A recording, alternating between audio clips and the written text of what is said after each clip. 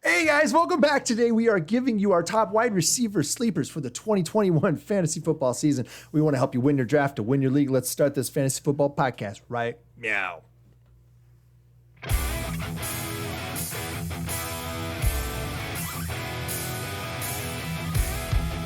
Hey everyone, I am Justin, that is Kyle, and this is the Fantasy Football Upside. Thanks for dropping by our Fantasy Football podcast and YouTube channel. We appreciate it. Yesterday, man, we started off with one of our favorite subjects of the draft season. That's sleepers. We hit you with our running back sleepers. Definitely check that out in the description below. Also, we're Kai. Go ahead and point. Right there. Yeah. Rob Dar. Yep. But today we're going to give you some sleepers for wide receiver. Oh, what is that? What do you got? Are you goated right now? I am goated. I'm full goated. Yep. Full goated. I'm full goated. That's right. Check it out, Justin. FFB goat. There you go. Dang. Yep. Ooh, that's snazzy. It's snazzy. Yeah. It's a little hard to see on this in this light, but it's like subtle, because you don't want to tell people you're the GOAT, but you want them to know you're the GOAT. So, right. Yeah. So, yeah, check that out. It's over on our website, actually, guys. You can get that shirt on ffbupside.com. You can check it out in our shop there. You got anything else to add, Justin? You want to dive right into this? I'm so ready to go right now. Yeah, I mean, the wide receiver sleepers is where it's at. I think this is where most people This is where they make their money, right? Right. All right, guys, let's hit it up. We've got our number one, these are no particular order, actually. They're just kind of in draft position order to some extent. All right, Here we go. Justin, what you got? All right, this is a pretty popular one, but I was tooting his horn a lot earlier than I think a lot of people because I was starting to talk about his name last year, and that's Darnell Mooney of the Chicago Bears. He's going in the 10th pick of the 13th round right now. He's a 56th wide receiver off the board, which is just insane to me. He was just a rookie last year, and he had 98 targets, and that should increase even more for the second-year player. I mean, he took Taylor Gabriel's targets Taylor Gabriel was cut before the season started. He took those targets and added even more to those. But this is one that I'm hoping for a change here with the new QB. Last year, 23% of the balls thrown to Darnell Mooney's way were off target, which is the 14th highest in NFL. What a shock. And when I look at the wide receivers, the proof, Allen Robinson's right there. I think it's Darnell Mooney all day long as the number 2 wide receiver because Anthony Miller just continues to be in the doghouse. And with the upgrades, in my opinion, of Andy Dalton and Justin Fields, I think this could be a really good. He's going to finish a lot better than the 56th wide receiver. Yeah. As you know, I live in Bears country, right? I'm in Chicago. And you're a big Bears fan, right? Oh, you know it. Totally. Well, all of my in-laws are my extended in-law family is 100% Bears and same with Dan's too, which is great because we know. Yeah. So neither of us grew up in Wisconsin, but we're both Packers fans, and we both married into Bears families, right? But going around through all of them recently was this meme of Mitch Trubisky having his wedding, and that there was no reception thrown afterward. It was like big surprise, right? And it was all of the Bears fans who were sending this around everywhere. And I was just like, they're not bitter at all. No. Trade up from 3rd to 2nd in your draft and pass on Patrick Mahomes at the same time. Not bitter at all. It would have been great, though, if they had a reception or something like that. And you had 6 different options for entrees. So you're like, pick one of these 6. Yeah. But they're all going to be a miss. Right. Yeah. They all severely underperform except for if you're going to that reception, you got to pick all 6 because all he threw was picked 6s, so we're good to go. All right, here we go. My wide receiver, the first one I've got here is Jerry Jeudy, right? He's ADP is 11, 4th pick of the 11th round, 47th wide receiver off the board. So he's being drafted at the back end of flex players, basically at the wide receiver. And if you consider that flex most of the time includes running back, wide receiver, and tight end, he's pretty much not somebody being drafted to be put into anybody's lineup. I don't see why exactly. I mean, this boils down to, in my mind, an issue of the QB last year. They've changed that. They've made a change. they're going to have Teddy Bridgewater probably be the starter. I think that that's what's going to occur. All of the news I'm hearing is that Jerry Jeudy and Teddy Bridgewater already have a whole lot of rapport. So I see no reason why he shouldn't step right in. Oh, I threw you on there. I see no reason why he shouldn't step in and just start. It's got to be better, right? I mean, Locke is terrible. I mean, like, he's actual trash. Like, it's just really bad. Well, we were just poo-pooing on some quarterbacks right now. I love well, there we go. Yeah, it's trash. They're all trash. Yeah, right. Here we go. Wait. You done messed up, Aaron. We'll poo-poo on that one too at the same time, right? Okay, so look, we've got Cortland Sutton coming back, right? So there is that, but I think that's actually going to help Jeudy, right? Because I think it's going to take some of the pressure off. He's going to get open more often because they're going to have to cover Sutton, assuming for a little while that Sutton is able to actually do what he's supposed to be able to do. And I really don't believe that Jerry Jeudy needed the help to get open. Like that's what it really boils down to. Locke was terrible. Like, crisp. And he was open. Like, the thing was, is you could have a highlight reel of him getting open, and then the ball not being thrown to him. Well, I think there is. Being thrown at it's thrown at him, but it's not thrown to him. That's the problem. And so, like, I think you're probably right. I think there is actually a highlight reel of him getting open and the ball not getting there, and that says a lot. So I think that Bridgewater's going to get the job. Enough. It's just close enough where it's not intentional grounding. That's how close. The old Cutler trick, right? It's 10 yards short of the receiver. That's not grounding. It's in the vicinity. Yeah. Subjective. Yeah. I mean, Bridgewater's much more of a timing route guy, right? So he's gonna be perfect for this That's guy. perfect for this. So I mean, this guy runs beautiful routes. He's fast. He's all the things that, I mean, he was drafted ahead of Justin Jefferson, Henry Ruggs, CeeDee Lamb. He's drafted ahead of all of these guys for a reason. Except for Henry Ruggs. Wasn't he ahead of Ruggs? Or was Ruggs the number one, right? Ruggs was the number one. Yeah. And then it was right after so that. Look, he's being drafted as a back-end wide receiver 4. But if Bridgewater gets the job, look for him to be at least an everyday wide receiver 3 in my mind, with TD upside. Yeah. Right? So if he gets you a touchdown, he busts in as a wide receiver 2 for you then. So I think you could do a lot worse in what is that, the 12th round or 11th round? Jeez. That's insane, man. Yeah. That's some value right there, wide receiver. Like, I mean, he's got the draft pedigree. Pedigree. Oh my gosh, pedigree. Wait, I got that Words one. are hard. Statistics. Clip that. Clip that one. That one's good. Clip that. Write that down. that. Here we go. Third wide receiver. Justin, what you got? I have Russell Gage, Atlanta Falcons, 6th pick in the 14th round is right now his ADP.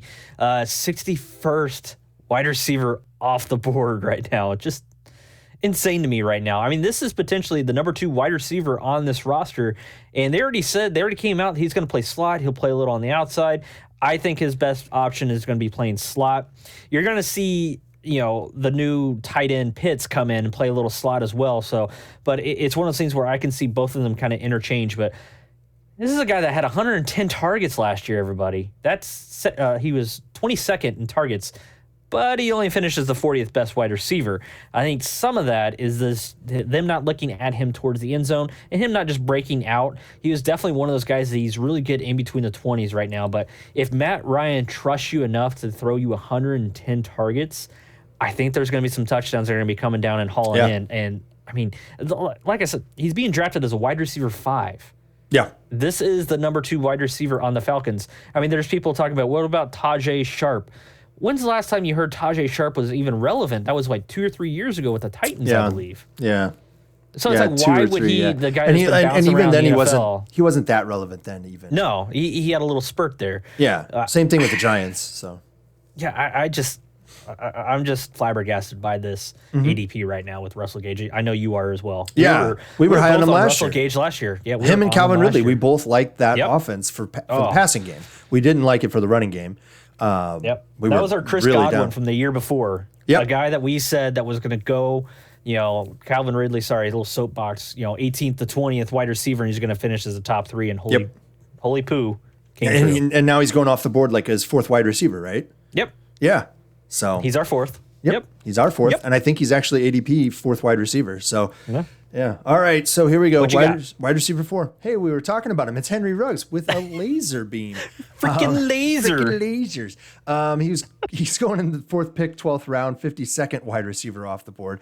Look, they added some guys, they lost some guys, but he's the one with the draft pedigree, right? That's what it boils down to for me with him mostly. I expect to see him get into the slot a lot more, and that I think is what's going to help him. I think that they tried to force him to the outside a little too much last year, and he just wasn't going to be able to carry the team from the outside. They need guys like Brian Edwards to do their job and to stay healthy and kind of lift the top end of the defense so that the underneath routes are opened up, and it allows guys like Henry Ruggs to come in as the X receiver or the wide receiver instead of the X, or come in as the slot and do well from there. Look, they added John Brown, they added Willie Snead. So I think that actually ends up pushing Ruggs into the slot a little bit more. Those guys are not necessarily going to steal. Not going to scare you. No, they're not going to steal from him. They're really not going to do it. So look, with his speed, he's just naturally going to get open more often in the slot. It's just the way it's going to be. And the noise coming from Gruden, which, take it with like a salt block, like a giant salt lick, right? Not just a grain, an entire salt block that you see a deer licking in the woods, right, in a field. He's saying that Ruggs is doing all the right things. He's looking great, that, he's going to get more opportunity, all the right things. It does make me a little fearful that they think that they had him playing in the right manner last year and that they just need the guys to be healthy around him. I think that what they really need is to figure out he's not going to be an outside guy. That's just not his game. His game is to come into the slot and beat guys who are supposed to cover a guy who's a lot slower, and he's not. He's very fast dude. Extremely fast. Yeah. And so that's what I think. I think that if Gruden figures that out, you got yourself a winner here in the 12th round. You're liking the Alabama wide receivers right now, the Jerry Jeudy, Henry Ruggs right now, but this is opportunity. This is more than anything, I like the opportunities. Yeah. And these are guys who are walking into their second year, and the opportunity it's showing up. It's there. And that's second-year wide receiver jump, right? I mean, it's a big thing. Like, we have gotten spoiled lately when it comes to rookie wide receivers coming in and just making a huge impact. Yeah. And then whenever someone that's a rookie wide receiver comes in and doesn't make that huge impact, and people are like really shy away from him. Oh, we still like him because, like you said, he's got the draft pedigree. He's extremely athletic. It's abnormal. Gruden runs just a notoriously very complex playbook. Yeah. So listen, people, it's going to take time, and that's why you get that second-year jump at wide receiver. So I'm right there with you, man. I think we might be fighting over him in our draft. Yeah, it's a thing where guys like Justin Jefferson, that's abnormal. It's not normal for a guy like Justin Jefferson, CeeDee Lamb. Yeah. These guys don't normally come in and perform at that level as a rookie. It's not normal. Herbert, that's another guy. I mean, a lot of offenses in college are running more pro-style stuff, and so it is getting a little bit more common. But I still see no reason why these guys should be getting pushed back like they are in the being drafted as a wide receiver 5 and 6. That's absurd. That's really absurd. These are guys who are everybody else make those those bad decisions, and you're going to pick up, and you're just going to be able to get some crazy value. Yeah. All right, guys. Wide receiver 5, Justin. Traquan Smith, New Orleans Saints. He's going first pick in the 18th round right now, which is the 76th wide receiver off the board. I'm liking the presumed number 2 wide receivers on teams right now, and that's what Traquan Smith is. I mean, they let Emmanuel Sanders go. They didn't re-sign him. Jared Cook is also, the tight end, is also gone. And this is one of those ones where we've seen the rapport with Jameis Winston, who I think is going to be the starter week 1 at quarterback. I don't know if you missed it, but in the playoffs, they threw a deep touchdown. They hooked up. And it's also one of those things where, Jameis Winston was a backup quarterback. And backup quarterbacks are usually usually practicing with people that are the 3rd or 4th wide receiver. And that's who Traquan Smith was last year. So you really look for that already built-in rapport from all the time that they practiced together. So, with a guy with Traquan, he's a big, deep threat whose average depth of target was trash. Well, guess why? You had a Hall of Fame quarterback in Drew Brees. But his arm was a noodle at that point. He couldn't push the ball down the field. Yeah. So if Jameis is the QB week He one is. or He is. within the first couple of weeks, this could be a late steal that could give you, I think, more startable finishes than busts. Yeah. Yeah. I think it's a great option. I mean, he was a third he's round had a pick lot in of the draft and 3 years ago. I mean, Yeah. that second, third round. I mean, a lot of times, if you look back historically, you have a lot more hits in there, average wise, than sometimes the wide receivers draft in the first round. Yeah. I think it's just nuts to me that people are going to shy away from the wide receiver 2, presumably, I would guess. Yeah. In the New Orleans Saints, when Jameis Winston, the guy who's Mr. Huck It and Chuck It, it was what was it, 2 years ago? 2 years ago, Yeah. 3 years ago? 30-30, baby. 30-30. Yeah, but it was with him and Fitzpatrick on Tampa Bay at the time. They combined, if you combine their statistics, they were actually QB3. Combine their what? Their statistics. Oh shoot! Here I hit the wrong button. Statistics. Yeah. I think what's going to happen with Sean Payton as his quarterback, and having him for now a couple of years, it's one of those things where you might cut down some of those erratic mistakes that he's made. Maybe those touchdown numbers may not be in that high mid to low 30s or so. You're pushing high 20s, but you're not going to have 20, 30 interceptions. He also got LASIK, right? All right, now he can see. Now he can actually see. I mean, can he tell the difference between the colors? That's the question. I don't know because I don't know. Does that fix that or not? I don't know. I don't think LASIK was the problem, truly, but that's what they're running with. All right. Yeah. All right. Okay. And then we're going. I think this might, out of all of the sleepers that we're going to talk about this week, this might be the deepest one here, actually. Right? Super deep. Super deep. We're going with Super Tyron deep. Johnson. That's right. Who? This is the Tyron Johnson. This is the guy that I mentioned the other day, actually. Little one of our teaser episodes. that you dropped. Yeah, I did. Little teaser. Yeah. Look, Tyron Johnson, he's going undrafted. Like, I tried to find a draft number for this dude, and he's going straight up undrafted. So maybe I'm the crazy one. Probably I'm the crazy one. But he's getting drafted literally nowhere. I mean, so, hey, what He couldn't even get drafted in the real draft. Yeah, not even in the real draft. That's right. He did not. But you know what? He's on his third team, I think, here now. But last year he got some playtime, guys. He sits behind Keenan Allen and Mike Williams, obviously, right? And then you've also got a guy, Jalen Guyton, is also there. And Johnson has a chance to make this work during camp. So it's going to boil down to a camp battle, in my mind, to see which one, Jalen Guyton or Tyron Johnson, actually ends up getting that third wide receiver role. And I see it actually going to Tyron Johnson. And here's why. He only saw 20 targets last year after getting called up from the practice squad. And after he got called up from the practice squad, getting 20 targets, he had 398 yards and 3 touchdowns. I mean, that's pretty good. And watch some of the highlights. I mean, there's only 20 plays to watch, right? You watch some of them, and you can watch all the tape on this guy from last year. He blows right by defenders. Guyton can do the same thing. So I'm not saying that these guys can't, but Justin and I were talking about these guys before. Yeah. We kind of think that these two might be the future 2 wide receivers for this team. Yeah, shortly. I mean, Keenan Allen getting up there, and we were talking about his inconsistency, his consistent inconsistency, and how very much so. Yes, and we'll talk about Keenan Allen at some point in the future. But if you only want to have 3 good weeks and 12 that are bad, draft Keenan Allen. Mike Williams can't stay healthy. Gets folded in half like Johnny Knox. And I think that you're going to find that in the end, Tyron Johnson and Jalen Guyton are probably both going to find some playtime again this year. They're probably not going to get wide receiver 1 type numbers for you. No. But a guy who's going undrafted, and you can just maybe star him and pick him up week 2 or something like that. Maybe.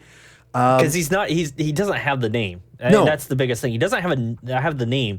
So it's one of those things where, like you just said, you can star him. And then you're going to go back. You're going to go back on those starred players after week 1, week 2. Yep. Oh, let's see how many targets he had. Oh, well, how many routes did he run? Oh, okay. Yeah. That's a lot more than maybe what we thought.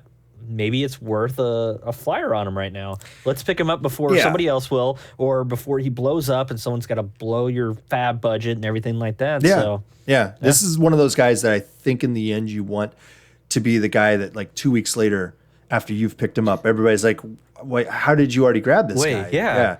I just went to the waiver wire and he was already gone. What the hell were you doing? Yeah. Well, you heard it here first. That's right. Right. Tyron Johnson.